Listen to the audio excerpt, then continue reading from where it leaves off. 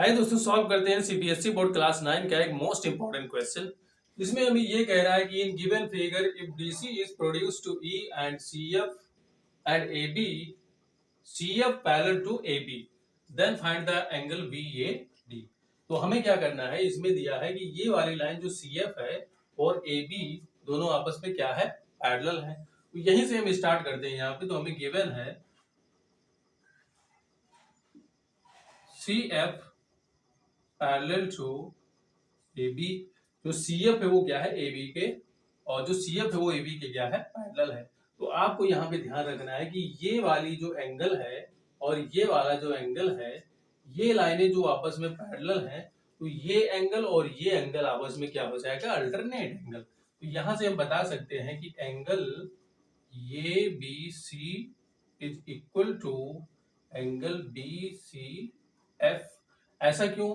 क्योंकि ये दोनों क्या है, अल्टरनेट एंगल है।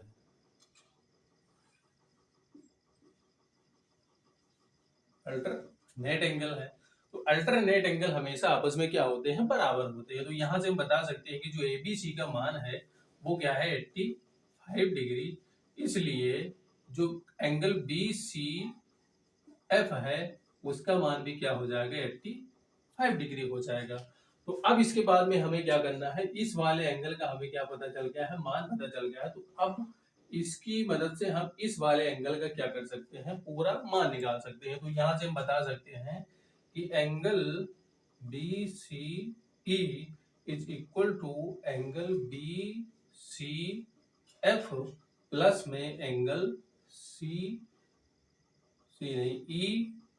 ECF। इसके बाद में हम क्या करते हैं, इसका मान रख देते हैं यहाँ पे BCE, और यहाँ पे हो जाएगा इसका 85 और इसका 20 मिलके हो जाएगा 105 डिग्री। तो इसका मान निकल के आएगा 185। अब इसके बाद में देखते हैं हम यहाँ से कि अगर हमें ये वाला एंगल पता है तो हम इस एंगल को निकाल सकते हैं।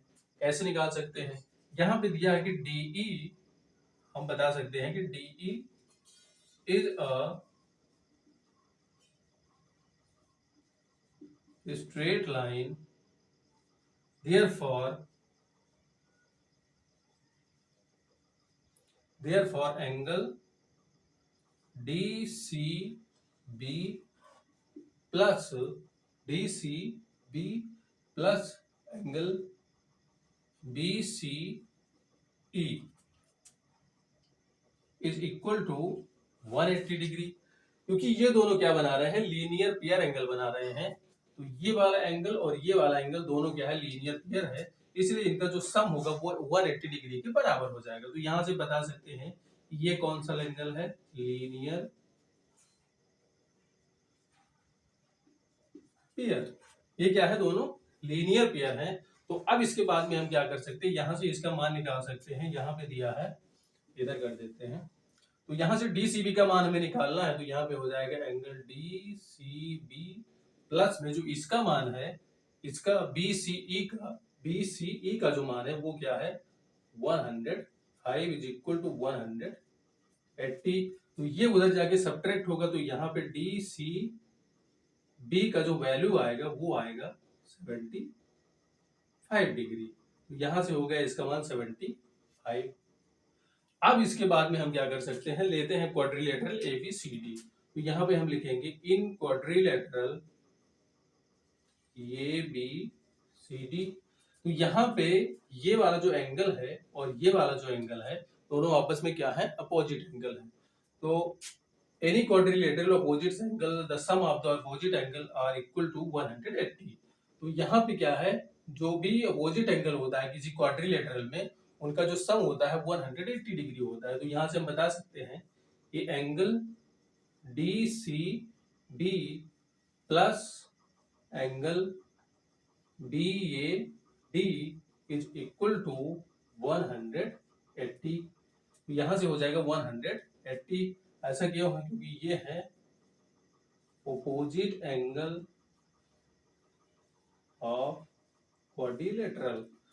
तो यहां से बता सकते हैं कि DCB का जो मान है वो क्या है, 75 प्लस में angle BAD is equal to 180।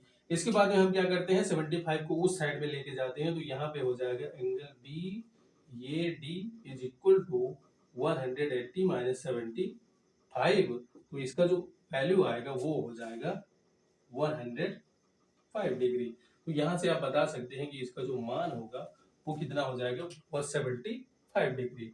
तो देखने में मतलब काफी हार्ड लग रहा है, बस आसानी से सॉल्व हो जा रहा है, क्योंकि मतलब अगर आपको थ्योरी इसका पता है तो आप इसे आसानी से सॉल्व कर सकते हैं। आई होप दोस्तों ये प्रश्न आपके समझ में जरूर आया होगा, और इसी तरह के प्रश्नों को और देखने के लिए हमारे पेज को फॉलो करना मत भूलिएगा। Thank you.